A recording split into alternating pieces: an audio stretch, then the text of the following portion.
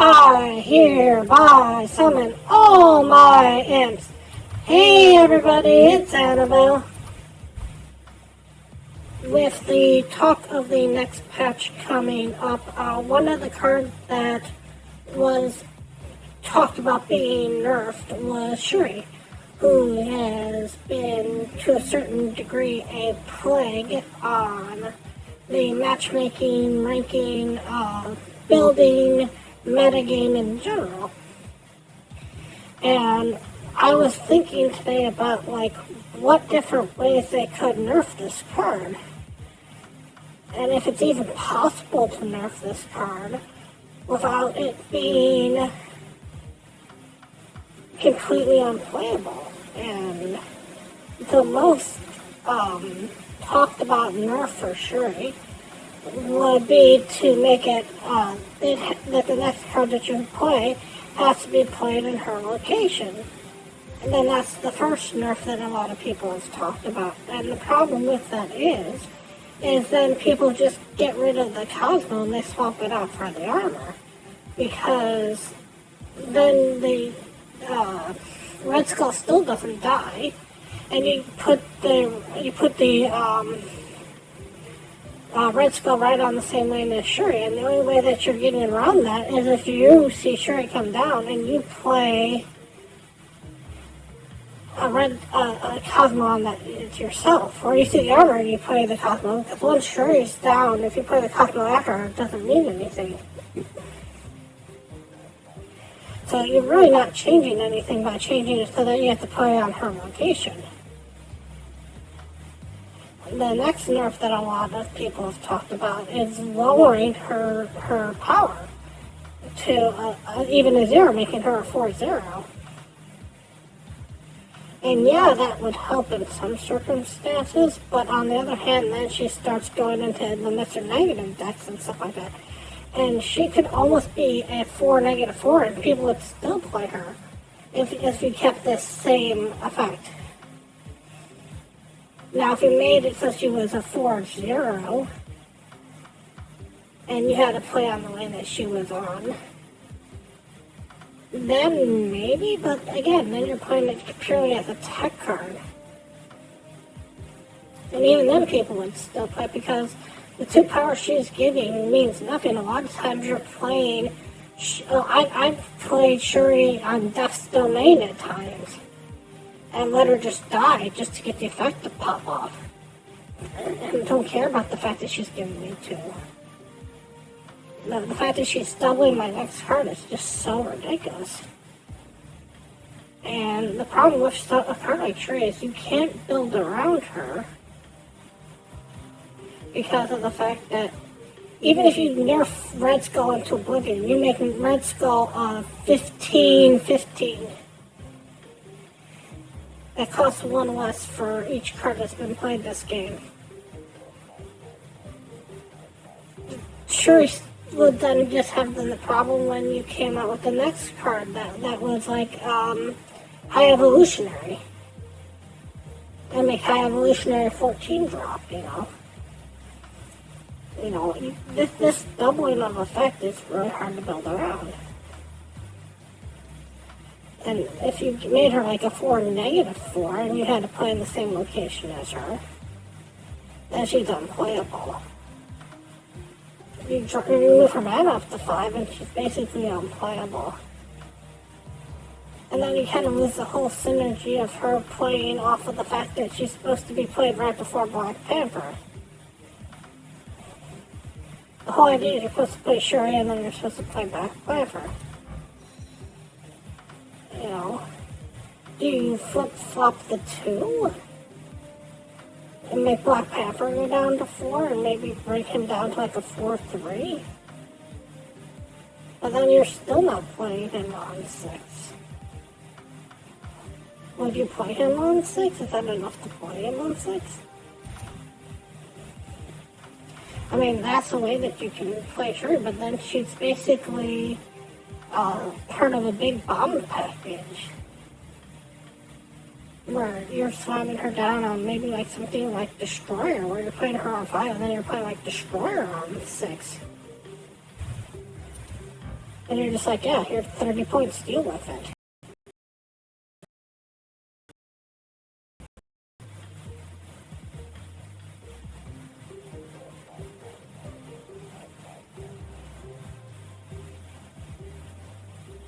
Okay.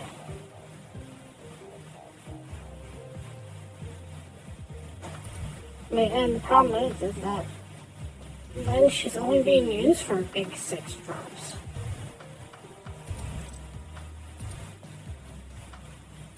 I mean, some of the 6 drops you use her with would be stuff like,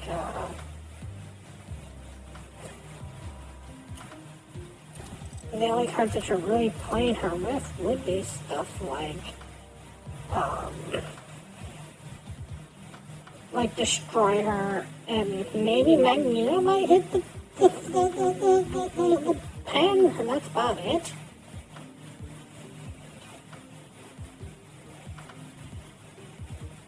Because you can't play her with Infinite unless you're going to turn 7. Because on turn 6, you want to be winning the game. And even a 24 on turn 6 is hard to swallow.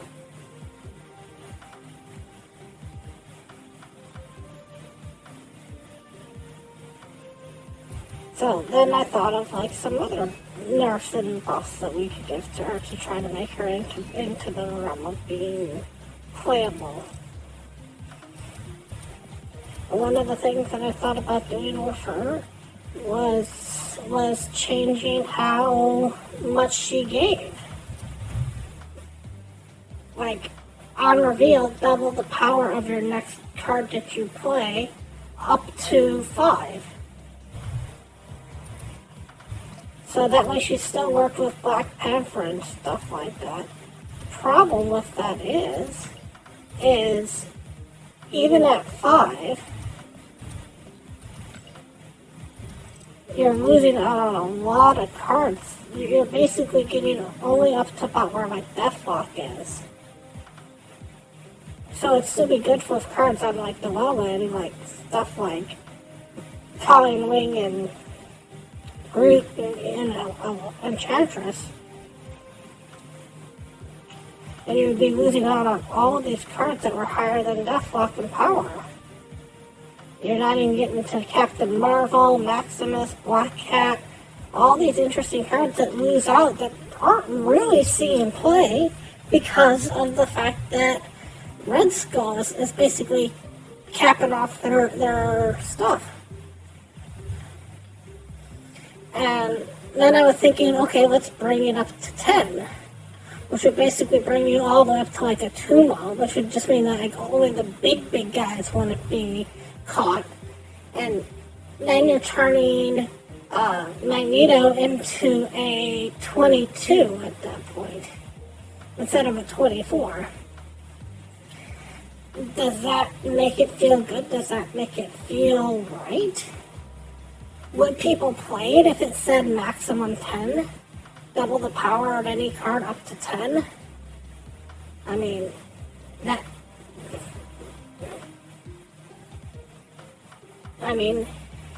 would you have to sit there and try to figure out the math in your head when you're using stuff like long on it? Where it's like, okay, I played this on a 5 cost card, so now it'll go up to 10, and now that it's at 10, it'll go up to 20. But now that I played this on a 6 card, the 6 card cost will bring it up to 12 because that's less than 10. So it only can bring it up by 6. But now that it's above 12, it only bring it up by another 10, which brings it up to 22. That's it. I mean, that's a lot of math. I've thought about putting stuff in there where it's like pick a card from your hand to double its power.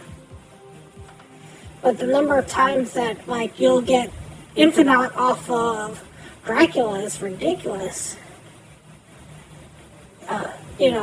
Double the power of the next card you draw. Maybe that might be how you have to. But again, once you get into the fact of like Howard the Duck, which is coming out knocked out in that far future, then you'll put Howard the Duck in there, and then you'll just play it down And then if it's not in your hand, I mean,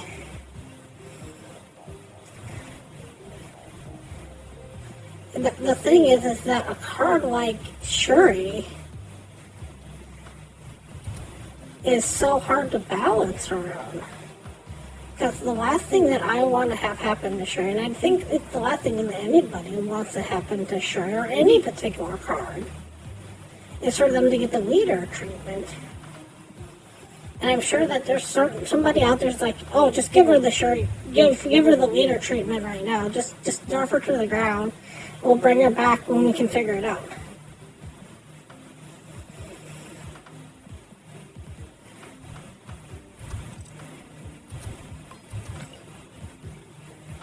But even there are people nowadays who are sitting there going, hey, let's take leader and work him back out.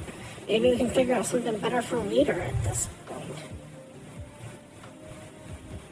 When you're making a game like Marvel Snap, trying to balance out even one card is a lot of knobs and everything else. Especially with the fact that when they nerf Shuri, they're going to be nerfing her right before she drops to Series 3 and becomes a free Series 3 card. And everybody who's had Shuri all this time and has bragged about Shuri and has sat there like, oh yeah, let's get Shuri. And everybody sat there like, well, I'll just grab her when she hits Series 3 and then I'll be able to use her too. Now they won't be able to get her. And anybody who's bought Shuri recently being like, oh yeah, you should buy Shuri, because for the longest time, Shuri was the card that everybody said, if you're going to buy a card in Series 4, buy Shuri. And how many people are sitting there going, I want to spend my tokens on her, knowing that she's going to go get nerfed. But do you not nerf a card just because tokens are your caveat there?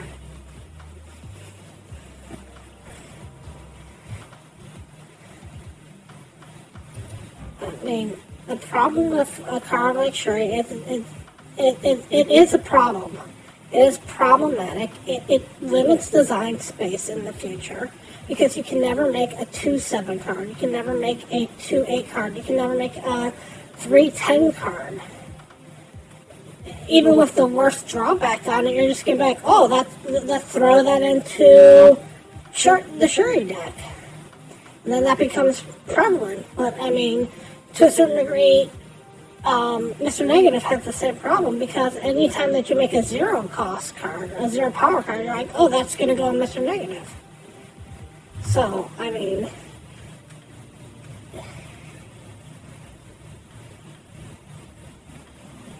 I'm not sure how you nerf this card so that everybody feels like it's still a useful card, an interesting card, a card worth buying, without nerfing it so much that it's basically unplayable. I'm going to be interested to see exactly how Second Dinner nerfs her when the patch comes out. I have no idea whose job it is to nerf this, and I do not look forward or am happy about them having that job, because I don't think there's a way to make this win. Because as many people who hate Shuri out there, and there's a ton of people who hate Shuri out there, there's just as many people who love Shuri because of that fact. That you just sit there and go, you play Shuri, you play Red Skull, you play Taskmaster, you win. And people are going to sit there and go, you know, I like having a deck that's a brainless deck, that's a low skill cap deck, where I don't have to, and, you know, and to be fair, you know, when Shuri drops down, you know, Red Skull was Series 3, Taskmaster was Series 3, so then Shuri would be Series 3, and the normal card for this is Cosmo, which I believe is like Series 2, one of the first cards you get. So that would have been a free-to-play, free-to-win, cheap deck, and maybe that's finally why they're looking at it. But that's me putting on my conspiracy hat, saying that they're looking into this, saying that, hey, now that all this is turning to Series 3, that's the deck that everybody's going to play, and we can't have that.